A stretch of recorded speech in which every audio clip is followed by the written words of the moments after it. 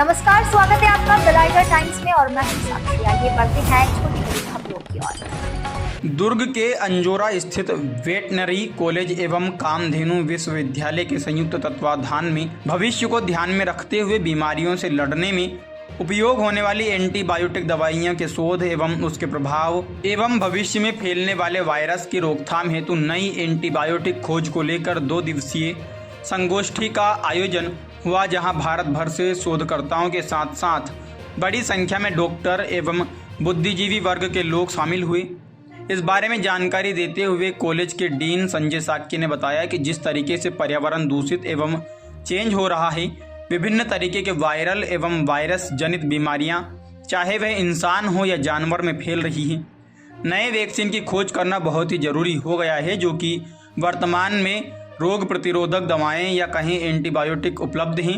लोग उसकी कीमत नहीं समझ रहे और बहुत सी ईजी तौर पर इनका उपयोग करते हैं, जो कि आने वाले समय में इसके बहुत ही खतरनाक परिणाम होंगे। इन सब के दुष्परिणामों को देखते हुए संगोष्ठी का आयोजन किया गया कि आने वाले भविष्य में किसी नई बीमारी को फैलने एवं वायरस को रोकने हेतु रोकथाम बहुत जरूरी है, जिस पर गहन शोध की आवश्यकता पर जोर दिया गया है और सभी को मिलजुल कर प्रयास करने की बात सामने आई है। आपको बता दें कि जिस तरीके से आजकल वायरल सीजन एक आम सी बात हो गई है, कहीं ना कहीं ये वातावरण में फैल रहे प्रदूषण के चलते हो रहा है, जो कि आपको सामान्य सा दिखता है। लेकिन आने वाले समय में अगर कोई वायरस तेजी से फैलता है तो इसके लिए समाधान भी अत्यंत आवश्यक होगा। आने वाले भविष्य में इन्हीं सब समस्याओं को देखते हुए यह संगोष्ठी आहूत की गई थी, जो कि भविष्य में होने वाली समस्याओं से कुछ रास्ता निकाल सकेगी। ये 2 दिवसीय कार्यक्रम जो था वो एंटी माइक्रोबियल रेजिस्टेंस से हम लोग कैसे निजात पाएँ उसके ऊपर आयोजित किया गया था। और ये Indian veterinary association, Indian medical association और दाऊद श्री वासुदेव चंद्राकर कामधेनु विश्वविद्यालय के संयुक्त तत्वाधान में 6 और 7 तारीख को आयोजित किया गया था। इस कार्यक्रम का मुख्य उद्देश्य तो यही था कि आज के समय में जो एंटी माइक्रोबियल रेजिस्टेंस की समस्या से हम लोग जूझ रहे हैं, उसके संबंध में चर्चा की जाए और कैसे मेडिकल फील्ड के लोग और वेटनरी फील्ड के लोग और जो एनवायरमेंटलिस्ट हैं, जो वो साथ में मिलके इसके ऊपर क्या समाधान निकाल सकते हैं, उसी के ऊपर से ये 2 दिन में जो है हमारा चर्चा हुई है। चर्चाओं के दौरान ये कितनी गंभीर स्थिति आ सकती है भविष्य में इसकी? जो अभी 2019 में वर्ल्ड हेल्थ ऑर्गेनाइजेशन ने एक जो हमारे कुछ आंकड़े प्रस्तुत किए हैं, उसके हिसाब से 1.27 मिलियन डेथ्स जो है वो एंटी माइक्रोबियल रेजिस्टेंस की वजह से हुई हैं। और उनका प्रेडिक्शन है कि आगे आने वाले समय में 2050 तक जो है लगभग 10 मिलियन डेथ जो हैं एंटी माइक्रोबियल रेजिस्टेंस की वजह से होंगी। तो समस्या काफ़ी गंभीर है और वैश्विक स्तर पे इसके बारे में सभी लोग आज विचार कर रहे हैं और हमारे देश में भी समय समय पे इसके ऊपर चर्चाएं हो रही हैं। और हमारे राज्य में ये इस विषय पे हम सभी लोग इकट्ठे हुए चर्चा किया। एक अच्छा इनिशिएटिव हम लोगों का था सर, जिसमें पूरे इंडिया से जैसे लोग आए थे, आप बता रहे हैं, तो इसको जागरूकता को लेकर के कैसे क्या बातें, क्या समाधान, कैसा निष्कर्ष? विभिन्न मुद्दों पे चर्चा हुई है कि कैसे हम लोग इसके समस्या से निजात पा सकें।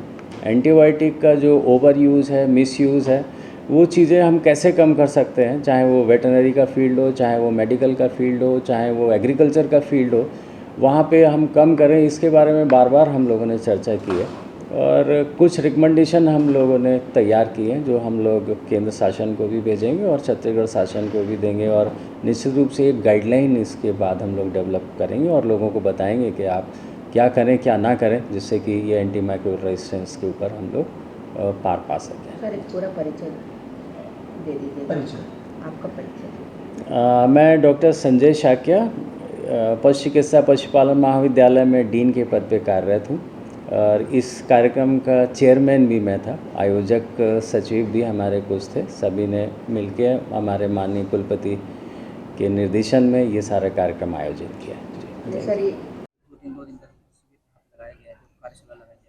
ये एक राष्ट्रीय अधिवेशन है जो एंटी माइक्रोबियल रेसिस्टेंस बोलते हैं, कि जो हम दवाइयाँ एंटीबायोटिक्स एंटी माइक्रोबियल्स इस्तेमाल करते हैं धीरे धीरे हम देख रहे हैं कि उनका असर उन माइक्रोब्स के ऊपर नहीं हो रहा है जिनके लिए वो बने थे, और उसी लिए जनरेशन 1, जनरेशन 2, 3, 4, 5, 6 जनरेशन की एंटीबायोटिक आती जा रही है कि उससे बेहतर बनाएं। और धीरे धीरे हम देख रहे हैं कि उनके मिसयूज़ से, हम एब्यूज़ बोलते हैं, कुछ लोग उसको ओवर यूज़ बोलते हैं, उनके गलत इस्तेमाल से उनका असर धीरे धीरे उन माइक्रोब्स के ऊपर कम हो रहा है या ख़त्म हो रहा है। तो अब हमारी ज़रूरतें ये हैं कि हम इन एंटी माइक्रोबियल्स की जो इस्तेमाल है, प्रयोग है, वो इस तरीके से समझें कि उनके ऊपर तो असर हो, लेकिन उसका असर इस तरीके से ना हो कि एंटी जो माइक्रोब्स हैं उसके अंदर इसकी एक रेसिस्टेंस आ जाए। उसके लिए ज़रूरत है कि हम एंटी माइक्रोबियल्स को बहुत सोच समझ के इस्तेमाल करें, जहाँ ज़रूरत है सिर्फ वहाँ इस्तेमाल करें। जो इंटरनेशनल हमारी गाइडलाइन है कि कौन कौन सी एंटीबायोटिक्स जानवर में इस्तेमाल नहीं होनी चाहिए, या कौन सी एंटीबायोटिक्स पहली लाइन में इस्तेमाल नहीं होनी चाहिए, तभी इस्तेमाल हो जब उसकी सबसे ज़्यादा ज़रूरत हो, तो उस तरह के जो रेगुलेशंस है वो कैसे फॉलो हों। किस तरीके से एंटीबायोटिक्स को एग्रीकल्चर में, शायद आपको नहीं मालूम होगा कि एंटीबायोटिक्स एग्रीकल्चर में पेस्टिसाइड की तरह भी यूज़ होती हैं। पोल्ट्री, हम बहुत अच्छी एक हमारी शुरुआत ये हुई है कि पोल्ट्री इंडस्ट्री को जब हमने इसके बारे में समझाया है, तो पोल्ट्री ये समझी है इंडस्ट्री कि हम अब एंटीबायोटिक्स का प्रयोग अपने फीड में ना करें, उसके लिए हम ग्रोथ प्रोमोटर्स प्लांट ओरिजिन के अलग से लेके आएँ, ताकि एंटीबायोटिक्स का यूज़ पोल्ट्री के फीड में ना हो। तो वो शुरुआत एक बहुत अच्छी शुरुआत हुई है, और इसके लिए मैं पूरी पोल्ट्री इंडस्ट्री को भी बधाई देना चाहूँगा कि जिस तरीके से किया। अब हमारी ज़रूरतें ये हैं कि हम एक्चुअली अब ये समझें, डाटा क्रिएट करें कि कितनी एंटीबायोटिक्स हम इस्तेमाल करते हैं, क्या वो एंटीबायोटिक्स सही तरीके से इस्तेमाल हो रही हैं, और उसमें जो जो कमियां हमें दिखाई दें, उन कमियों के ऊपर हम एक एक्शन प्लान बना के उसके ऊपर काम करें। सर, भारत में आधे से ज़्यादा आबादी जो है गांव गांव में बसती है। गांव में किसान भी होते हैं और गांव में जो पशुपालक भी होते हैं।